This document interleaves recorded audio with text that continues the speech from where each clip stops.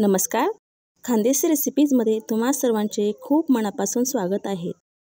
आज आपण कच्च्या कैरीपासून चटणी बनवणार आहोत. ही चटणी आंबट, तिखट, गोड अशा चवीची असते. जर घरात कोणी आजारी असेल, तोंडाला चव नसेल, तर त्या व्यक्तीला जर ही चटणी खायला दिली तर नक्कीच एका भाकरीऐवजी 2 भाकरी सहज ती व्यक्ती खाऊन जाईल. इतकी छान चविष्ट ही चटणी लागते. तर व्हिडिओला आपण सुरुवात करूया. कैरीची चटणी बनवण्याकरता या ठिकाणी मी मोठ्या आकाराची कैरी घेतलेली आहे. ही कैरी आता स्वच्छ धुवून आणि त्याची साल काढून घेतलेली आहे. आता ही साल काढलेली कैरी आपण कापून घेणार आहोत. तर विळेच्या साहाय्याने किंवा सुरीच्या साहाय्याने ही कैरी आपण कापून घ्यायची आहे. तर अशा प्रकारे ही कैरी मी कापून घेतलेली आहे. या ठिकाणी मी 1 वाटी कैरीचे असे बारीक तुकडे करून घेतलेले आहेत. जर कैरी जास्त आंबट असेल तर याचे प्रमाण कमी तुम्ही करू शकतात किंवा जर आंबट नसेल तर याचे प्रमाण वाढवू सुद्धा शकतात. आता हे कापलेली कैरी आपण एका मिक्सरच्या भांड्यामध्ये टाकून घेतलेली आहे. आता यामध्ये अर्धा चमचा जिरे घातलेले आहेत आणि त्यानंतर 1 चमचा आल्याचे बारीक केलेले तुकडे देखील घातलेले आहेत. त्यानंतर 8 ते 10 लसणाच्या पाकळ्या देखील टाकलेल्या आहेत. आता यानंतर आपण लाल मिरची पावडर घेणार आहोत. तर ही थोडीशी आंबट आहे कैरी, त्यासाठी मी 3 चमचे लाल मिरची पावडर घेत आहे. लाल मिरचीऐवजी तुम्ही हिरवी मिरची जरी वापरली तरीसुद्धा ही चटणी खूपच स्वादिष्ट लागते. आणि थोडंसं मीठ घालायचं आहे. त्याच्यानंतर थोडंसं पाणी घालून आता याची आपल्याला वाटण करून घ्यायचं आहे. या ठिकाणी आपण हे वाटण करून घेतलेलं आहे. आता यामध्ये 1 चमचा मी गूळ घालत आहे. तुम्हाला जर जास्त गोड आवडत असेल तर गूळ तुम्ही थोडासा जास्त वापरला तरी चालेल. आणि पुन्हा याला मिक्सरमधून फिरवून घ्यायचं आहे. तर पुन्हा आपण याला मिक्सरमध्ये फिरवून घेतलेलं आहे. या ठिकाणी छान अशी बारीक चटणी आपण वाटून घेतलेली आहे. तुम्ही बघू शकता की ते एकसारखी अशी चटणी तयार झालेली आहे.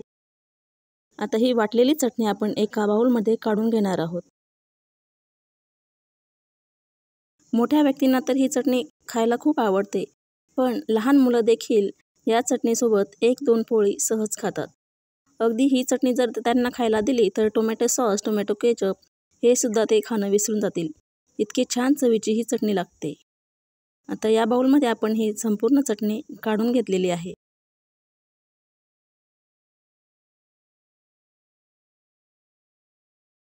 तर आता मिक्सरच्या भांड्याला जी चटणी लागलेली आहे त्यामध्ये थोडंसं आपण पाणी घालून ते देखील याच्यामध्ये टाकून घेणार आहोत.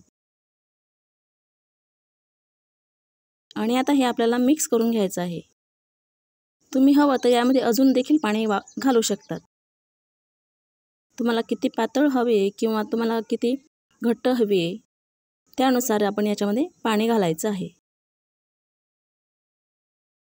आता आपण फोडणी करून घेऊयात.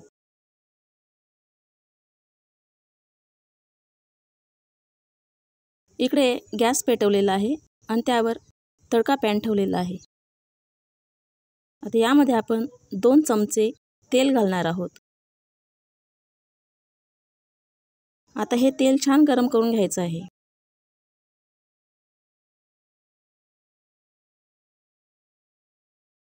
उन्हाळ्यामध्ये तर प्रत्येकाने ही चटणी एकदा करून खायलाच हवी.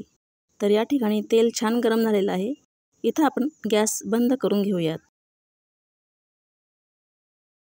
आता या तेलामध्ये आपण 4 ते 5 कढीपत्त्याचे पाने घालणार आहोत.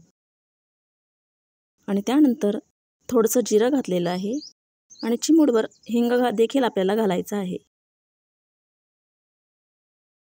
आता ही फोडणी झालेली चटणीवर टाकून घेणार आहोत. चुर असा आवाज आला की चटणीला एक खमंगपणा येतो आणि फोडणी छान खमंग झाली की चटणी खायला तर खूपच स्वादिष्ट लागते. यामध्ये चवीपुरतं मीठ घालायचं आहे. आता हे सर्व जिन्नस आपल्याला चमच्याने मिक्स करून घ्यायचं आहे. ही चटणी बनवायला फार वेळ लागत नाही, पण खायला ही खूपच छान लागते. अगदी 15 ते 20 दिवस ही फ्रीजमध्ये ठेवली तर आरामशीर टिकते. तर या ठिकाणी आंबट, तिखट, गोड अशा भन्नाट चवीची कैरीची चटणी तयार झालेली आहे.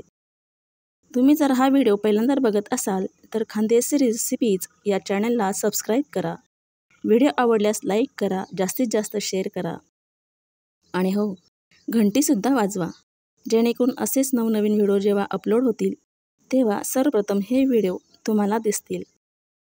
तर या ठिकाणी आपली कच्च्या कैरीची आंबट, तिखट, गोड चवीची चटकदार चटणी तयार झालेली आहे. व्हिडिओ आवडल्यास लाईक, शेअर, सबस्क्राईब नक्की करा.